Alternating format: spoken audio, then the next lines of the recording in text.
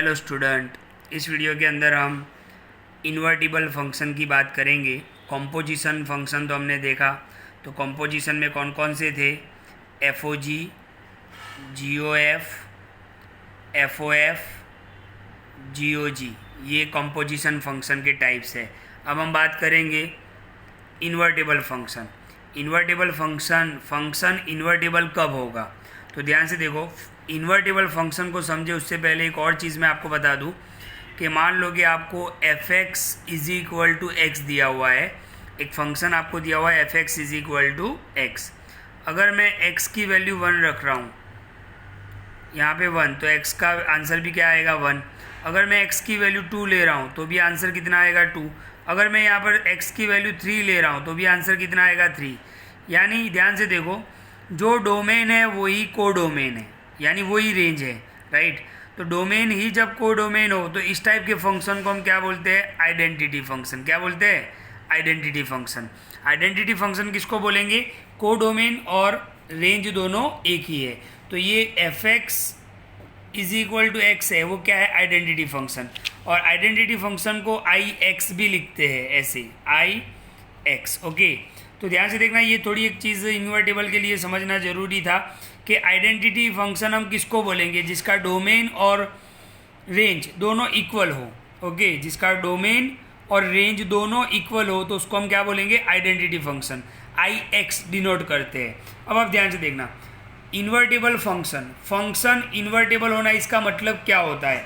तो ध्यान से देखो, मेरे पास एक फंक्शन है f x is equal to 2x plus 3, g x is equal to x minus 3/2। F जो है वो डिफाइन है रियल टू रियल, जी भी डिफाइन है रियल टू रियल। ये दोनों फंक्शन इन्वर्टेबल है या नहीं है, उसके लिए हमें क्या चेक करना पड़ेगा? तो उसके कॉम्पोजिशन निकालने पड़ेंगे। तो यहाँ पे मैंने एक लाइन लिखा हुआ है, पहले इसको समझ लेते हैं, फिर हम चलते हैं कि कोई भी दो फंक्शन इन्वर्टेबल कब होंगे। तो यहाँ पे लिखा हुआ है f and g are invertible function if आप एफ ओ जी निकालो। एफ ओ जी क्या है? कंपोजिशन। एफ ओ जी निकालो, आंसर क्या आ जाता है? एक्स। और जी ओ एफ निकालो तो भी आंसर क्या आ जाता है? एक्स। यानी एफ ओ जी निकालने से भी आंसर एक्स आ जाता है, जी ओ एफ निकालने से भी आंसर एक्स आ जाता है। तो वो दो फंक्शन क्या है? इन्वर्टेबल है। ओके, तो ये बहुत बड़ी कंडीशन आपको यहाँ पर याद रखनी, बहुत इंपॉर्टेंट कंडीशन है। वापिस एक बार बता देता हूँ, कोई भी दो फंक्शन इन्वर्टेबल कब होंगे? जब आप उसके कंपोजिशन निकालो। कंपोजिशन यानी एफ ओ जी कंपोजिशन है, जी ओ एफ भी कंपोजिशन है। अगर उनका आंसर क्या आ जाता है? एक्स आ जाता है, तो वो फंक्शन इन्वर्टेबल है। ओके, अगर आपका ध्यान से देखना एफ ओ जी आपका एक्स आ गया तो इसका मतलब ये हुआ कि एफ का इन्वर्स क्या होगा? जी होगा। F inverse is equal to क्या होगा? जी, यानी उल्टा। अगर आपका जी ओ एफ एक्स आ जाता है तो जी का इन्वर्स क्या होगा? एफ। तो वापिस एक बार क्लियर कर लो, अगर दो function f and g invertible कब होंगे? एफ ओ जी निकालो, आंसर एक्स आ जाए, जी ओ एफ निकालो, आंसर एक्स आ जाए, तो वो दोनों फंक्शन इन्वर्टेबल है। और इसका मतलब क्या होगा? एफ ओ जी अगर एक्स आ गया, एफ ओ जी आपका एक्स आ गया तो एफ का इन्वर्स जी होगा, और जी ओ एफ आपका एक्स आ गया तो जी का इन्वर्स एफ होगा, राइट। तो आगे पूछेंगे इन्वर्स कैसे निकालना है, वो हम बाद में देखेंगे, पहले इसको समझ लेते हैं। ओके, तो ध्यान से देखो, मेरे पास ये दोनों फंक्शन है। ये दोनों फंक्शन के लिए मैं क्या निकालूंगा? कॉम्पोजिशन। कौन से composition? F O g and g O f. दो फंक्शन है तो दोनों के कॉम्पोजिशन में निकाल रहा हूं। तो ध्यान से देखो, एफ ओ जी, एफ ओ जी का मतलब क्या होगा? F of g x. G x क्या है? तो ये रहा जी एक्स, एक्स माइनस 3/2। इसको आप क्या मान लो? एक्स। तो ये क्या हो गया? एफ एक्स हो गया। एफ एक्स तो क्या है? 2x plus 3। इस x की जगह पर हम ये वैल्यू लगाएंगे, तो 2x की जगह पर x minus 3/2 plus 3, 2 cancel, x minus 3 plus 3 plus 3 minus 3 cancel, यानी x। देखो एफ ओ जी का आंसर क्या आ गया? x आ गया। इसका मतलब f इनवर्स जो है वो क्या होगा? अगर आपको पूछा हो कि f इनवर्स निकालो तो आपको f O g is equal to पहले x लाना पड़ेगा। तो f का इन्वर्स क्या होगा? g, यानी f का ये उल्टा करोगे तो क्या हो जाएगा? g। तो एफ ओ जी हो गया, राइट। अब हम जी ओ एफ निकालते हैं। जी ओ एफ का मतलब क्या होगा? g of F x. F x कितना है?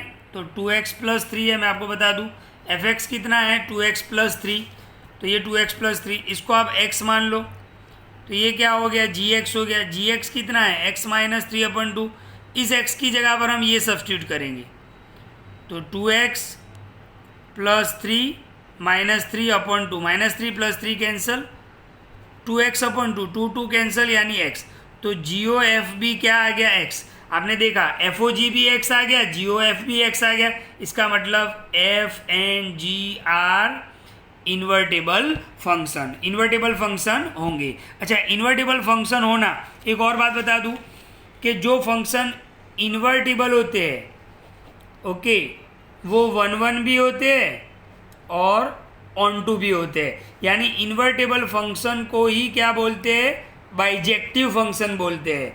वापिस एक बार क्लियर कर देता हूँ, जो फंक्शन इन्वर्टेबल है, इन्वर्टेबल होने का मतलब क्या होता है कि वो 1 भी है और ऑन टू भी है, और हमने यही सीखा था 1 को हम क्या बोलते हैं इंजेक्टिव, ऑन टू को हम क्या बोलते हैं सर्जेक्टिव।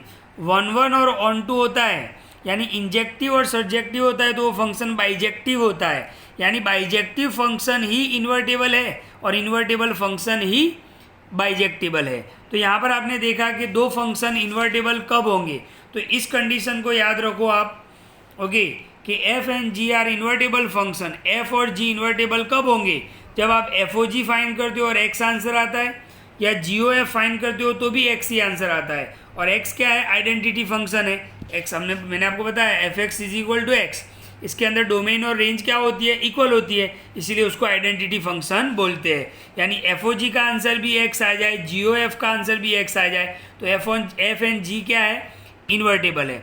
और ये चीज़ भी मैंने आपको समझाया कि अगर FOG का आंसर x आ जाता है तो इसका मतलब क्या होगा कि f का इन्वर्स g होगा, और GOF का आंसर अगर x आ जाता है तो g का इन्वर्स क्या होगा f होगा। तो इस वीडियो को ध्यान से देखें, इन्वर्टेबल फंक्शन के बारे में नेक्स्ट वीडियो के अंदर इसका एक सम भी देखेंगे और इन्वर्स कैसे फाइंड करना है ओके, वो भी सीखेंगे।